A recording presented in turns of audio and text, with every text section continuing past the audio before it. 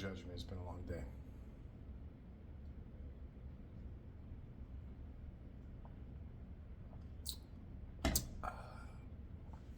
I will say,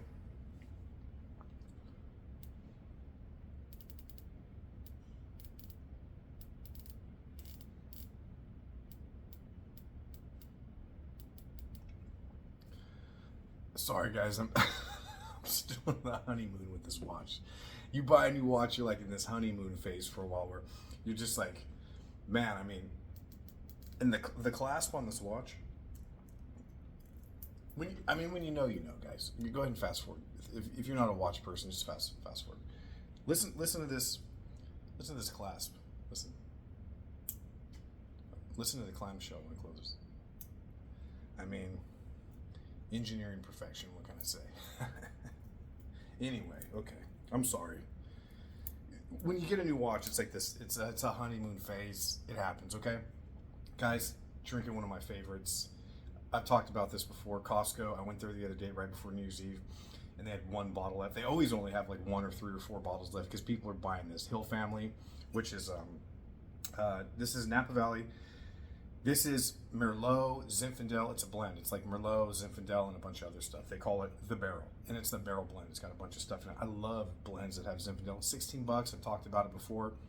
I'll drink this till I'm dead. So that's what's up right now. This is the kind of wine where you drink it and it makes you question spending more. It makes you go. But those bottles have a story to tell, and for us wine nuts, those more expensive bottles, they're interesting. They do have a longer finish. They're more complex. But sometimes just something that's really fruity, that's really mouth-watering and acidic. It's got the tannins that just kind of cover your mouth, and with a great piece of cheese or a steak. And for 16 bucks, it's like, it's a good reminder that you should drink this wine, matter where you are financially in life most nights, and save the bottles for a special occasion. Save the bottles that have a story for you that are $100 or more. Save those for a special occasion. Unless you're swimming in money, then you do what you want. You do what you want to do. Pardon me 1 second.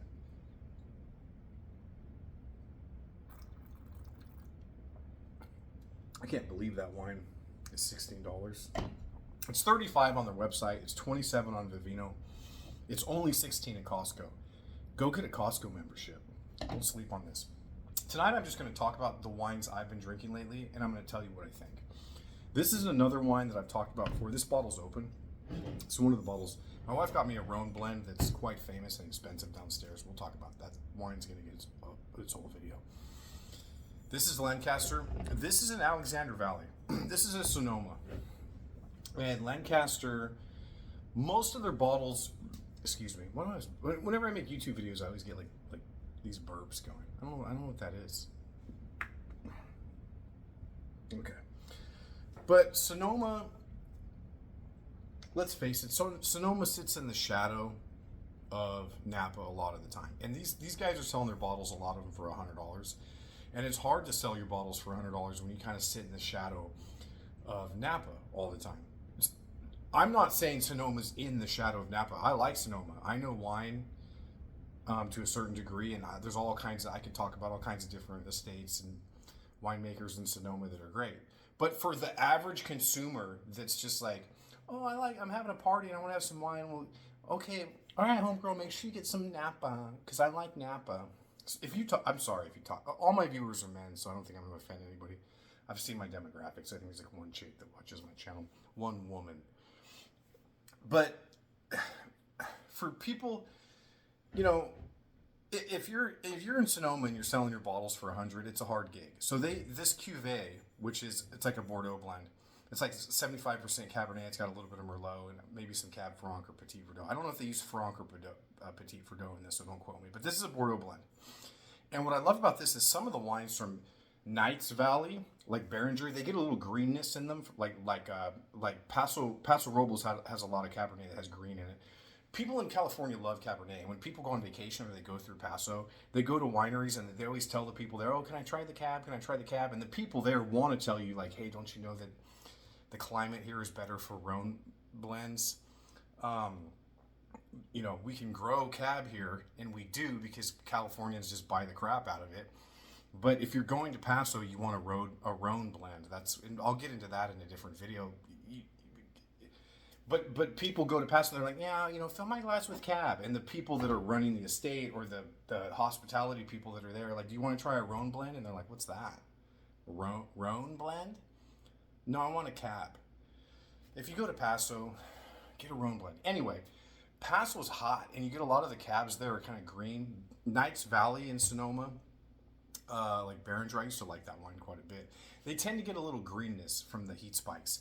So does Alexander Valley sometimes. But this Lancaster, which is a Sonoma estate, Lancaster's wines really have a habit of tasting like Napa. So like, if you get anything from Lancaster, it tastes like Napa. And all I really mean by that is it's great. It's well made. The tannins are, and they make a lot of great wine. And there's not greenness in their wines. I think it's pyrazine. Don't quote me. From the heat spikes. Anyway, Lancaster doesn't have that. Lancaster tastes like Napa. Lancaster would probably be pissed at me for saying that. Be like, we taste like Lancaster, tastes like Lancaster, we taste like Sonoma. Sonoma makes great wine. Why do you have to say we taste like Napa? It's because some of the wines from Knights Valley and Alexander Valley have some greenness in them, and you guys don't. So thank you, Lancaster. This is $50. This is fantastic. This is fantastic. My wife bought me this bottle. It's fantastic. I'm going to do some pricier bottles now, and then I'm going to get into the last two budget bottles towards the end. This is Summit Lake. This is on the top of Howell Mountain. I drove there over the fog one morning when I was in Napa with my wife, left her at the hotel room, took a drive, ended up here, bought this wine from the winemaker himself because he was outside handling the weed situation. It's a very small estate, and if you go up there, his sister will show you around, and you'll buy the wine from the guy who makes it. This was $100. Very dark. This stuff looks like ink. Little bit of the acidity's there and balance. Tannins, enough tannins. This could have went a little longer. This is this was a 2021. I couldn't resist. I opened it one night. I wanted to drink it. It probably could have used another year or two in the bottle, but it looked like blood when I poured it out. I was kind of afraid that it was going to punch me in the face with tannins and be kind of like undrinkable. But it was very good. It had a really kind of a line of graphite in it that I really enjoyed. This is Summit Lake. If you ever in Napa and you want to have a really cool kind of experience, they're at the very top of Howell Mountain, and it's just him and his sister. And like a bunch of dogs run up to you when you get out of your car, and you can walk around the whole estate in like 8 minutes. And you can see the other side of the mountain range, the other valley, and Napa Valley from their estate.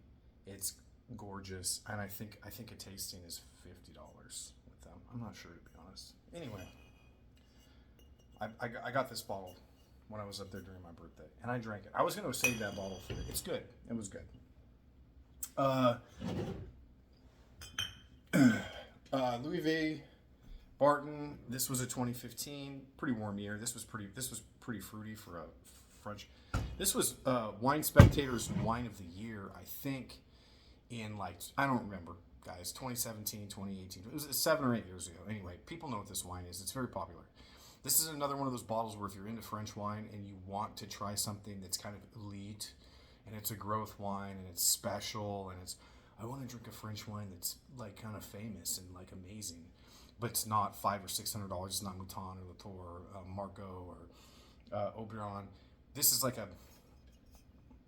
I can't remember if Léoville Barton is a second. I should know. I can't remember if it's a second or a third growth. I can't remember if it's a second or third growth. This wine used to be like $80. I think this wine's closer to $100 now, and this was a 2015. I think I paid $140 for this. It was ready to drink, and it drank how I expected. It's fantastic. I'm not going to tell you anything else besides that. You want to drink a fantastic French wine that's aged pretty well at 2015. You can find this online pretty easily for about $125, and impress your neighbor. I don't know, take your girlfriend on a date and blow her mind.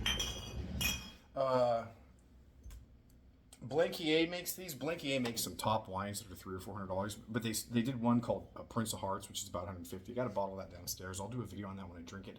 This is more like their third or fourth wine. This is like their base level wine. It's called Prince of Music.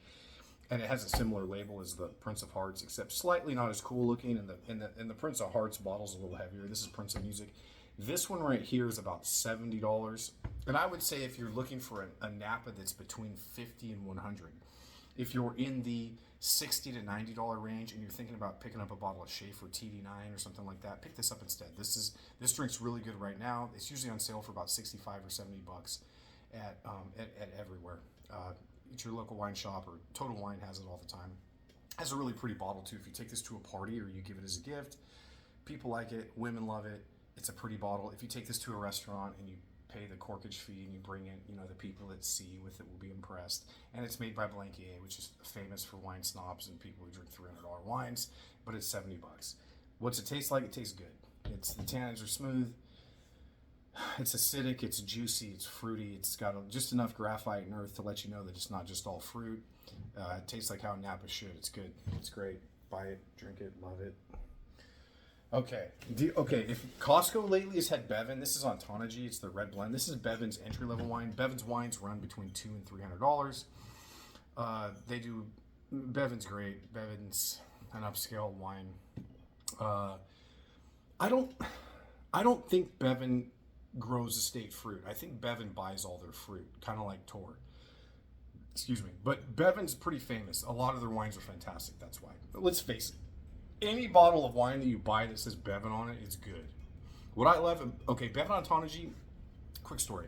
When I first got into Napa, I was looking for a wine that had like a 98 to 100 point score that was under $100 because I had $100 to spend, and I'm like, I want to know what like a good Napa tastes like. And Jeb Dunnick put this in his top 10 Napa cabs. This is a blend. It's like 69 or 75% cab, but it says red wine on it because it's actually not even. I don't think it's even 75% cab. I think it's like 60% or 65%. And it has like Merlot in it and Petit Verdot. I'm not sure if it has Cab Franc, but it's like a Bordeaux blend, but really heavily blended. The cab is below 75%. That's why it says red wine. Bevan buys a lot of really high quality fruit, and they offer this. This is one of their bottles that's around 100. At Total Wine, it's 130. At the wine store I go to, it's 100. This is the 2019, which is ready to drink now. And right now, if you go to Costco, these are 75 bucks. And this is all I'm going to say about it. I'm going to just finish it right here about what I got to say about this wine. When I saw this for 75 bucks, I put 5 bottles in my cart. And I thought about that decision for exactly 3 seconds. And then I pushed my cart along and left. Okay? But do you need to know anything else? I just grabbed 5 bottles. I was like, 75 bucks? Bevan Ontology.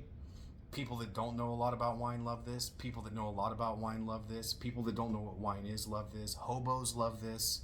Your grandma loves this. You love this. Go buy it. I can't tell people to buy alcohol on YouTube. Don't buy alcohol. It's bad for you. Okay? Don't drink and drive.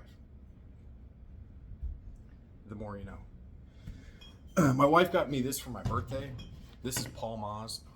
Good luck finding this wine anywhere. I double checked after I killed this bottle last night.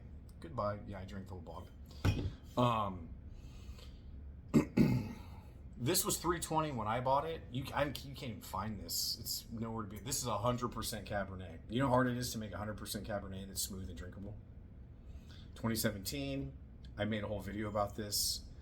It's the last video I posted with really horrible lighting. I don't know. If you can afford this wine, buy a case of it. I don't know what else to tell you. I told my wife when I get to that point where I'm that guy, where I have a $3,600, 12 bottles of this is $3,600 if you're in their wine club. And you check the box, it says I want all Gaston. When you send me my case once or twice a year, I just want all of this, if it's available, if you make it that year. That case is $3,600. I've done pretty well in life, but I'm not quite that guy that has my debit card on auto debit for a $3,600 case of wine. Just, oh, cool, my case of wine's coming. What did you guys charge me for that? $3,675? Oh, okay, whatever. I'm not that guy yet. But if you become that guy, if you're that guy, order a case of this. I don't even know what to tell you. 100% Cabernet. It's the best 100% Cabernet that I've ever had in my life. On Vivino, it has 555 fives. 5 is the highest score. 5 is the highest on Vivino. It has like 472 that are between a 4 and a 5. They're all like 4.7, 4.8. It has like 550 fives. Fives, meaning people drank this and said it's perfect. I can't find one flaw with it. There was like 10 guys on there, I think, that said it's the best Cabernet that I've ever had. Okay? Chris, I'm going to get a bottle of this. We're going to drink it. We're going to go out to dinner and drink it. Me, you, and Ronnie, okay? That's what's going down with that. Okay, now we're going to go budget, okay? You young guys out there, you people who are normal humans like the rest of us that don't make $1 million a year, yes, you can find quality wine that's well made and tasty and totally great for 20 bucks. Yeah, check it out. This is Alexander Valley Vineyards Homestead Red Blend, okay? 2020. I bought this at the grocery store. 2020, it's ready to drink now. It got put into the oak. Picked in 2020, put in the oak in 2021, put in the bottle in 2022. It's been in the bottle for 3 years. This wine is designed to be drank now. It tastes great now. Albertsons, Raley's, everywhere you go. $22. This one is 42% Merlot. By the way, it's Merlot. It's not Merlot. There's no U. Anyway, okay, guys? It's not Merlot. Can I have a glass of Merlot? It's Merlot, okay? Merlot. Fix yourself. Okay? 40% Zinfandel. God, I love blends that have Zinfandel. And they're cheaper because it's like, well, it doesn't express terroir. 100% Cabernet expresses the soil and the minerality. Zinfandel just tastes like Zinfandel. Yeah, Zinfandel tastes good. Wherever you grow it, where it will grow, it tastes good. That's what's good about Zinfandel. So for some reason that makes it cheap because wine dorks don't want to, because it's too easy to grow and it just tastes good all the time. So people are like, well, I'm not paying big money for that. Any schmo can grow Zinfandel. Yeah, because Zinfandel's good. So this is 40-40, the Zinfandel Merlot. It's got 6% Cabernet Sauvignon, and it's got some Syrah, Grenache 5%, and Mourvedre 3%. This is juicy. The tannins are smooth. It's fruit forward. It's great with steak. It's great with cheese. This is freaking good wine, dude. This is good. Wherever you go out of town, wherever you are, they have this at like every grocery store. It's just good. And it's from Sonoma. There doesn't have greenness in it. It doesn't have any of that greenness, that bell pepper, which I don't care what anybody says. I don't like that in my wine. If I want bell pepper, I'll order fajitas, guys. Okay? This is good. 20 bucks. If you're at the store and you see this for 20 bucks, I love this wine. This is the kind of wine that makes you question spending more money on wine. You're like, why don't I need to spend more money? This is so good. Good job, guys. Talked about this wine a bunch of times.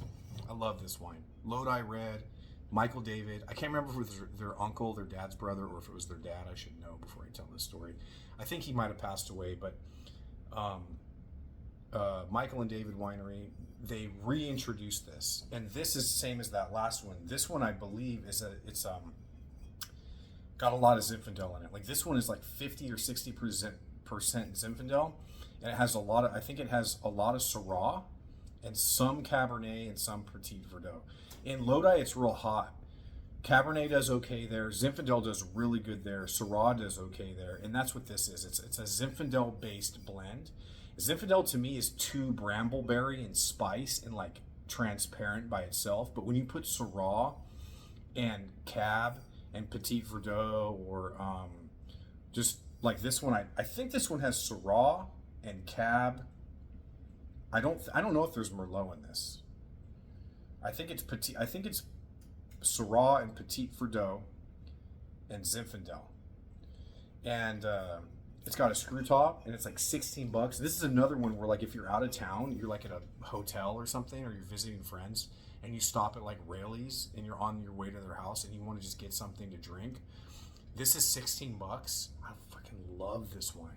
I swear when I open this wine, I drink the whole bottle every time. I've never opened a bottle of this and not drink the whole bottle. I always tell myself I'm not going to drink the whole bottle, and I drink the whole bottle. Damn. So,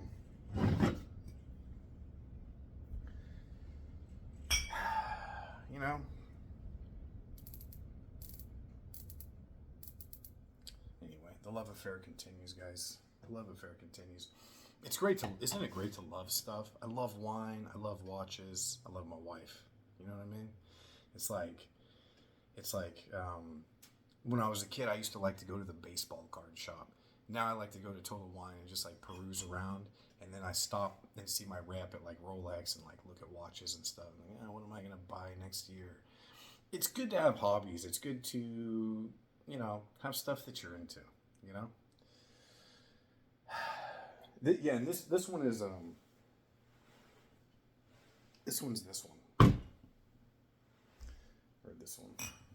Yeah. So, hey, cheers, guys! Right.